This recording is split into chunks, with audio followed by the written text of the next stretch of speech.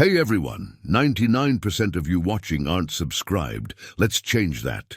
Hit that subscribe button, and at 1,000 subscribers, we'll drop special stories just for you. The Tarquin Dominion had never known hesitation. From the molten fortresses of their birth world to the crystalline spires of conquered galaxies, their rise had been measured in annihilations. Civilizations were not enemies. They were obstacles. Obstacles were removed. When humanity first appeared in Dominion archives, it was little more than a curiosity, a species barely past chemical propulsion, arguing across digital networks, dividing themselves with borders and flags. Analysts labeled them inconsequential. Their system was marked for later assimilation. Later came sooner than expected. Within a single century, human signals changed. Their transmissions grew dense, layered, encrypted with mathematical structures even Dominion superminds struggled to parse. Their propulsion signatures vanished from predictable spectrums. Telescopes observed ships that bent starlight in unnatural arcs. Acceleration anomaly. One analyst reported to the High Conclave, technological bloom exceeding probabilistic growth models by 9,000%. Zarat the Unbreakable did not like anomalies. Send scouts, he ordered. 300 war cruisers emerged from fold space at the edge of the Sol system. They formed a dark crown around the yellow star. Each cruiser was the size of a continent, armored in star-forged alloy, bristling with singularity cannons. Their presence dimmed the light of nearby planets. Humanity responded, not with panic, not with weapons, but with silence. No fleet scrambled to intercept. No planetary shields flared. No plea for negotiation arrived. Earth rotated calmly beneath white clouds, blue oceans, glittering city grids. They are unaware, Zart declared. Begin demonstration strike. A single cruiser angled its forward cannons toward the outer gas giant. A warning shot. Space twisted as compressed gravity surged forward. The weapon never reached its target. It unraveled mid-flight. The singularity collapsed inward, not exploding, but thinning, stretching, dissolving like ink dropped into water. Dominion sensors flickered. Field interference detected, unknown origin. Source, no coordinates. Then the first cruiser disappeared. Not destroyed, not shattered, gone. One moment it occupied a stable position in three-dimensional space. The next, its mass signature flattened into nothing. No debris, no radiation bloom, no spatial distortion. The stars behind it simply filled the space where it had been. Shock rippled across the fleet. Dimensional displacement? Temporal fold? Cloaked superweapon? Before conclusions could form, 12 more cruisers vanished. The fleet shifted into battle formation. Shields flared. War beasts awakened from stasis chambers. Psychic commanders reached outward to locate the enemy mind. What they felt was not hostility. It was observation. An awareness vast and quiet, brushing against them like a tidal current. Then came the distortion. Space did not tear, it softened. The geometry of reality began to curve inward around the armada, as though the system itself were breathing in. Retreat, the fleet marshal commanded. Fold engines ignited. None engaged. The fabric of space no longer permitted the geometry required for escape. Across human space, satellites pivoted. Not weapons platforms, observation arrays. On Earth, in subterranean facilities and orbital habitats, human scientists watched calmly as equations scrolled across translucent displays. Phase transition holding, one said softly. Containment stable, replied another. Back in orbit, the Dominion's mightiest cruisers began to flicker. Crew members reported vertigo. Bulkheads rippled like liquid metal. Gravity inverted, corrected, inverted again. Through viewports, stars multiplied. Thousands of overlapping constellations occupying the same sky. Reality was no longer singular. We are being displaced across probability layers, screamed a navigation officer. Entire sections of ships blurred and faded, as if selecting different versions of themselves. A war beast charged down a corridor, then split into three inconsistent possibilities before evaporating entirely. The fleet marshal attempted one final broadcast to the Dominion core worlds. Unknown force. Human capability exceeds. The transmission cut into static. One by one, 300 war cruisers folded inward, not exploding, not imploding, but thinning into non-existence. In the Sol system, the distortion ceased. Stars resumed their steady burn. The gas giant continued its silent orbit. Earth rotated beneath drifting clouds. There was no wreckage to salvage, no bodies to mourn, only absence. Days later, deep within Dominion territory, the conclave gathered in outrage. "Report," Zarth demanded. "There is nothing to report," replied the grand strategist, voice trembling. The fleet did not transmit destruction. It did not transmit retreat. It did not transmit failure. What did it transmit? The strategist hesitated. Confusion. Silence fell across the obsidian chamber. The Tarquin Dominion had faced rebels, supernovas, even ancient stellar entities worshipped as gods. Every threat left evidence. Scars, radiation, ruins, but humanity had left nothing, and that terrified them more than defeat. Zarth rose slowly from his throne. "If scouts fail, we send warriors. If warriors fail, we send legends." His claws carved deep grooves into the obsidian floor. "Prepare the Eclipse vanguard." Across the Dominion, vaults opened. Titans stirred. Machine gods awakened. Creatures bred for extinction-level warfare were released from stasis. The strongest, the unstoppable. They departed amid roaring triumph. And as the last of them slipped into fold space toward Earth, no one in the conclave could shake the growing unease. The scouts had vanished without a trace. What, exactly, were they sending their strongest into? The departure of the Eclipse vanguard was meant to restore certainty. Across the Dominion, billions watched the broadcast of their launch. Colossal titans encased in void-forged armor. Psychic warlords whose thoughts could shatter moons. Autonomous war engines older than most civilizations. They were not merely soldiers. They were inevitabilities. "Observe," Zarth declared a high conclave, "how order reasserts itself." The vanguard entered fold space in perfect formation. And then, silence. At first, it was expected. Human space had proven unusual. Interference patterns, fluctuating constants, regions of distorted telemetry. Dominion scientists assured the conclave that contact gaps were normal during active engagement. Hours passed, then days, then an entire Dominion cycle. No victory signal, no retreat beacon, no battlefield residue, nothing. The search for answers. The conclave ordered a full-spectrum analysis of the Sol region. Quantum observatories aligned. Deep probability sensors activated. Chronodiviners were summoned from their cloisters. The results were identical across every instrument. The region where the vanguard had entered human territory now exhibited reduced informational density.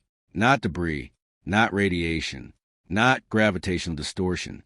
Absence, as if events that should have occurred had been edited out of existence. "That is not possible," hissed one of the arch calculators. "Mass energy must leave a trace." "It has," replied another quietly. "The trace is that it is no longer traceable." Psychic probes were dispatched next. Dominion mind adepts formed a neural lattice and extended their consciousness toward Sol. They expected resistance, perhaps some new human shielding technique. Instead, they encountered depth, a vast, layered awareness humming beneath reality. Not hostile, not aggressive, merely aware. The first adepts began screaming. Observers watched as their cranial carapaces cracked under invisible pressure. Neural pathways overloaded, not with pain, but with information. Fractals of probability cascaded through their thoughts. Infinite branching futures, overlapping and collapsing. "They are seeing too much," one medic whispered. The surviving adept spoke only one phrase before lapsing into catatonia. "They are everywhere at once." The pod. On the 42nd day, long-range sensors detected something drifting across Dominion borders. An escape pod. Its hull was fractured, armor peeled away like shed skin. Dominion retrieval ships intercepted it cautiously, towing it into a secure orbital facility. Inside lay a single figure. Calvor, Titan of the Eclipse vanguard, once a being capable of crushing starships with his bare hands. Calvor now appeared diminished. His armor was fused to his flesh. His massive frame trembled as if resisting unseen currents. Medical constructs stabilized him long enough for interrogation. Zarath himself observed through a hollow shroud. "What happened?" the warlord demanded. Calvor's eyes opened slowly. They no longer burned with battle fury. They reflected something else. Understanding. "We fought," he rasped. "We destroyed their fleets, their cities, their orbital rings." Zarath's mandibles clicked in grim satisfaction. "And they rewrote the engagement." The chamber fell silent. "They allowed us to win," Calvor continued weakly. "Then they selected a different outcome." Several conclave members shifted uneasily. "They moved through outcomes like we move through rooms," the Titan whispered. "Every strike we made had already been considered. Every tactic anticipated, not predicted experience." His breathing grew ragged. "They were not faster than us. They were earlier than us." "Explain," Zarath demanded. "They existed in the decision before we made it." A tremor ran through the chamber. Calvor's massive hand clawed at empty air. "They showed us mercy." The word landed like a weapon. "Mercy?" Zarath roared. "Yes," Calvor breathed. "They could have erased us. Instead, they unmade the path that led us there." His gaze unfocused. "The others, they are not dead. They are undone." His final exhale left the chamber colder than vacuum. Fracture in the conclave. The news spread quietly at first, then like a fracture through crystal. The Dominion had never encountered an enemy who could nullify outcomes. Strategists proposed escalation, deploying planet killers, antimatter swarms, even awakening the ancient stellar devourers bound beneath their core worlds. But a troubling question emerged. What if escalation had already been accounted for? One conclave member dared to voice it. What if every weapon we are preparing has already been simulated by the humans? What if they have already determined which version of us chooses aggression? Zarath slammed his claws into the obsidian floor, cracking it. "We do not fear potentialities." But for the first time in his long reign, his voice carried doubt. The human transmission. It arrived without warning. Dominion communication arrays activated simultaneously across 12 core systems. No signal origin could be identified. No energy spike preceded it. A single visual filled the central conclave chamber. A human. She appeared unarmored, standing against a backdrop of softly shifting light. Her eyes shimmered, not glowing, but layered, as if reflecting countless unseen horizons. She spoke calmly. "You continue to send force against us." Her voice translated flawlessly across Dominion linguistics. "We do not wish to destroy you. But understand this. The path you are choosing leads only to your own diminishment." Zarath stepped forward. "You annihilated our strongest." The human tilted her head slightly. "No, we prevented a future in which they harmed us. You erased them. We returned them to unexpressed possibility." The chamber vibrated with suppressed fury. "Leave our system," she continued. "Do not force us to demonstrate less restrained solutions." The transmission ended. No signal trace. No technological residue. Just silence. For the first time in recorded Dominion history, military production slowed. Not from resource shortage, but from hesitation. What use was strength against an opponent who could choose a version of reality where that strength never reached them? In the war chambers of the Tarquin Dominion, a forbidden thought began to form. Perhaps humanity had not become powerful.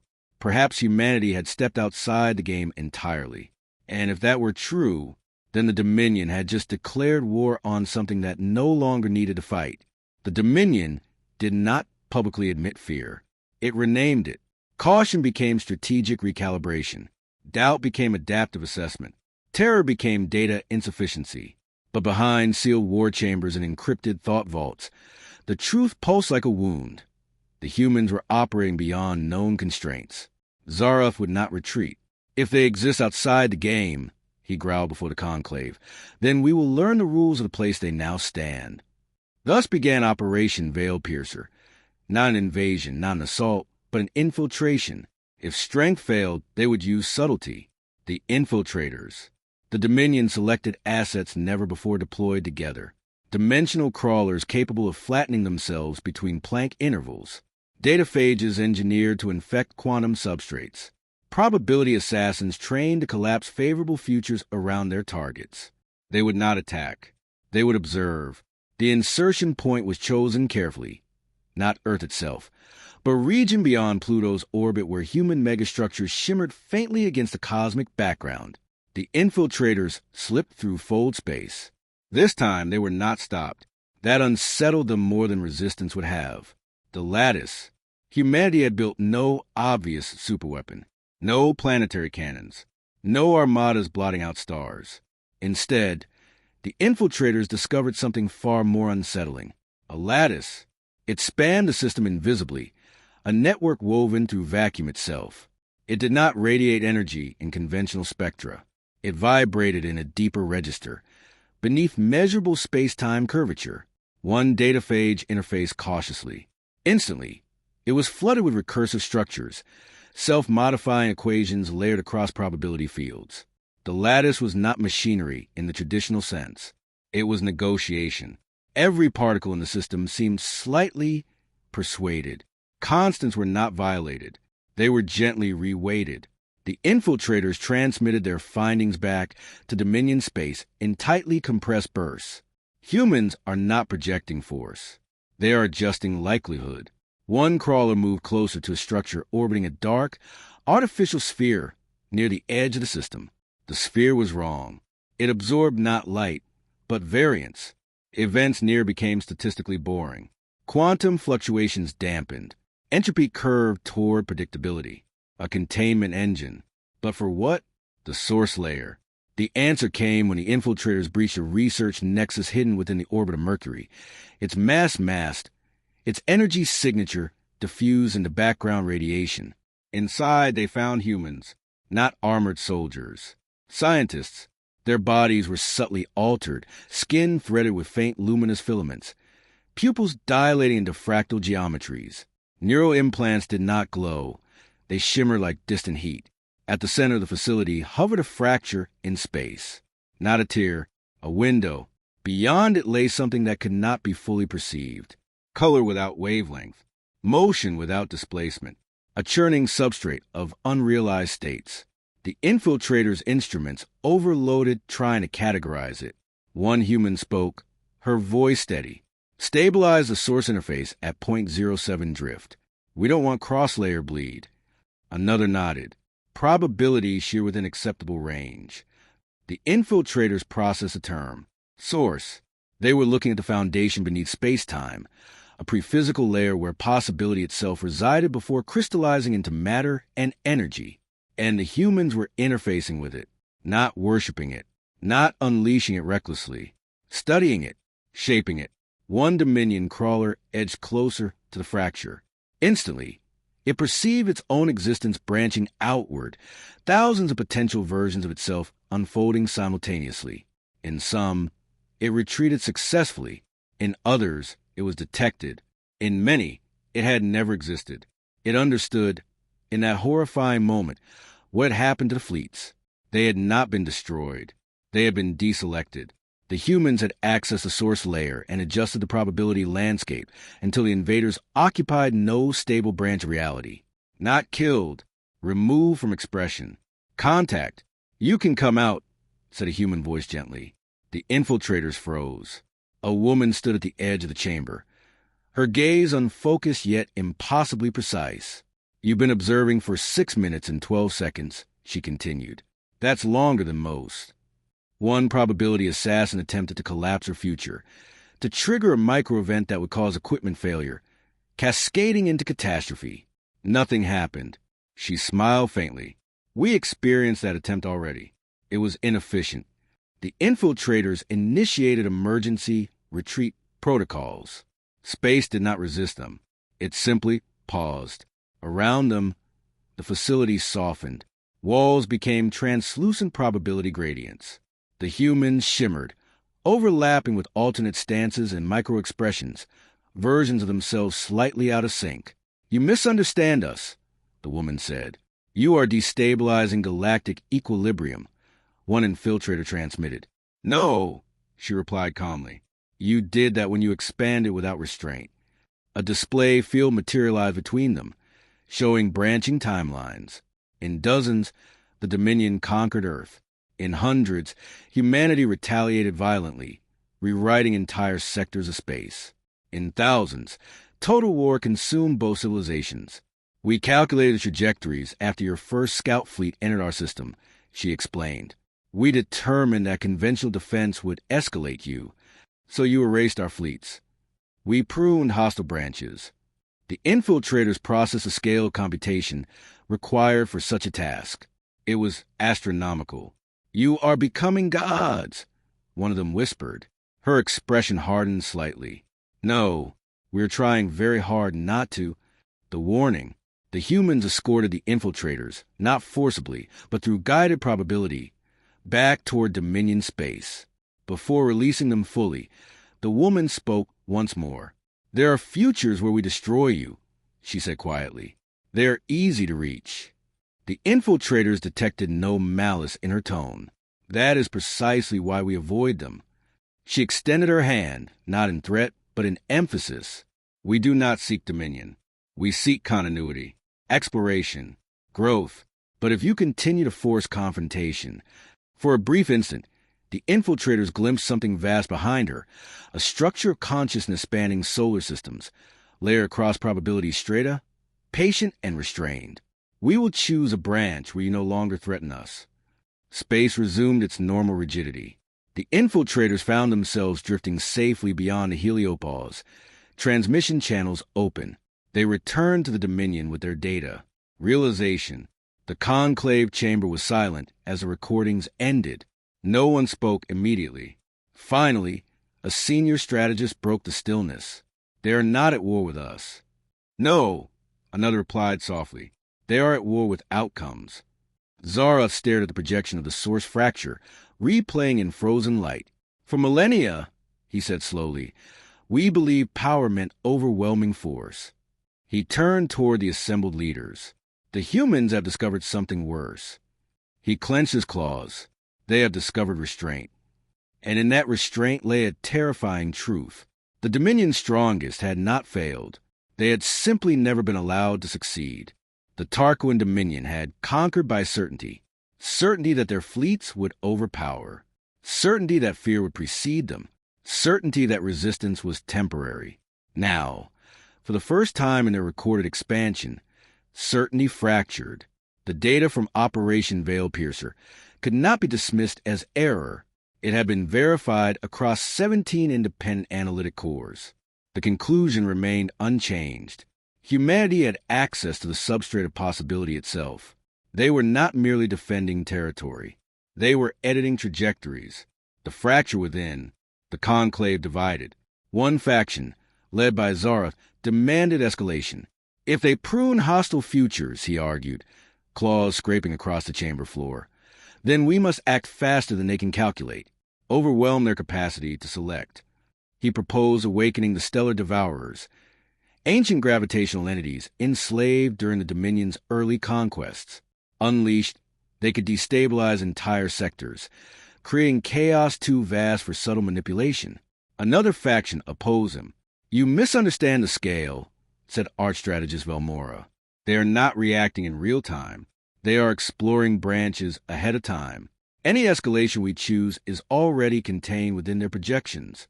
Zaratha's eyes burned. Then what do you suggest? Submission?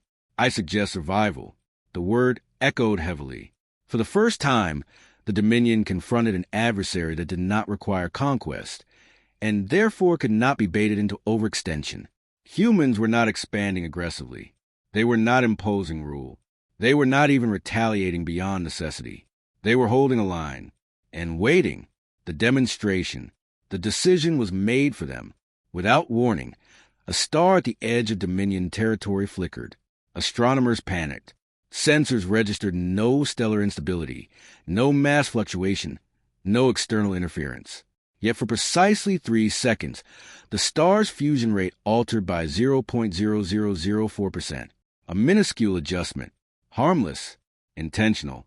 Then a message appeared across every Dominion relay simultaneously. No energy signature preceded it. No transmission pathway could be traced. A human stood in projection field, different from the previous emissary, yet carrying the same layered stillness in her gaze. "We have detected discussions of escalation," she said calmly. Zara stepped forward. "You dare manipulate our stars?" "We adjusted a variable," she corrected, "to demonstrate capability." The projections shifted. Simulations unfolded in luminous arcs. In one, the Dominion unleashed the stellar devourers.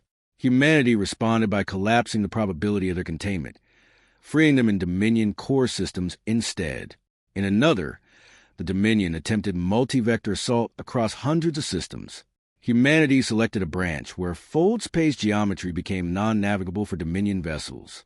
In yet another, Zard himself led a final crusade. That branch ended in a quiet, empty Dominion, its species never having evolved past early industrialization. The projection faded. "These are not threats," the human said softly. "They are trajectories." The chamber felt colder than vacuum. "You cannot control all outcomes," Zarath growled. "No," she agreed, "but we can control enough." The weight of choice. After the transmission ended, silence lingered. It was no longer the silence of ignorance. It was the silence of comprehension. The Dominion had always believed strength was measured in destructive capacity. But the humans possessed something far more destabilizing: selective mercy. They had seen futures where the Dominion was erased, and chosen not to enact them. That restraint imposed a new kind of imbalance. The Dominion could not intimidate an enemy who had already calculated and discarded every possible victory scenario. Velmora addressed the conclave. "They are offering coexistence. They are dictating terms." Zarath snapped. "They are defining boundaries." A long pause. "And we cannot cross them," she finished. The stand down. For 3 cycles, debate raged across the Dominion. Military production slowed. Expansion fleets were recalled from distant conquests. Frontier governors received unprecedented directives. Hold position. Engage no new species. The Dominion had never issued such an order. In the end, the conclave reached consensus, not from agreement, but from inevitability. They would stand down. A formal transmission was sent toward Sol. "The Tarquin Dominion acknowledges your boundaries. We will not advance into your designated region." The reply came instantly. Acknowledgement received. Mutual non-aggression preserved. No triumph. No gloating. Just confirmation. The Emperor's reflection. In his private chamber, Zarath stood alone before a projection of the galaxy. For centuries, red markers had spread across it, each representing a conquered civilization. The Dominion's growth had seemed unstoppable, natural. Now, a vast region surrounding Sol remained untouched. Untouchable. He replayed the simulations once more. In nearly every aggressive branch, the Dominion fell, not through bombardment or invasion, but through subtle redirection. Trade routes never formed. Alliances fractured prematurely. Technological breakthroughs failed to occur. Humanity did not need to destroy them. They only needed to select a future where the Dominion never rose high enough to threaten them. That realization struck harder than any weapon. For the first time, Zarath understood. The humans had not defeated the Dominion. They had outgrown the battlefield. Beyond the line, years passed. Human space grew brighter. Not with warships, but with research arrays, stellar engineering projects, and strange luminous structures that hummed softly at the edge of perception. They did not expand aggressively, but they evolved. Dominion scientists, once dismissive, now study humanity from afar, not as prey, not as enemy, but as a phenomenon, a civilization that had discovered the source layer and chosen restraint. And somewhere deep within Dominion archives, a phrase became classified at the highest level. We deployed our strongest to crush the humans. None returned, because the humans chose a future in which they never arrived. The Tarquin Dominion still existed, still powerful, still vast, but it had learned a lesson no conquered empire had ever taught it. There are fates worse than defeat, and there are powers that do not conquer. They simply decide.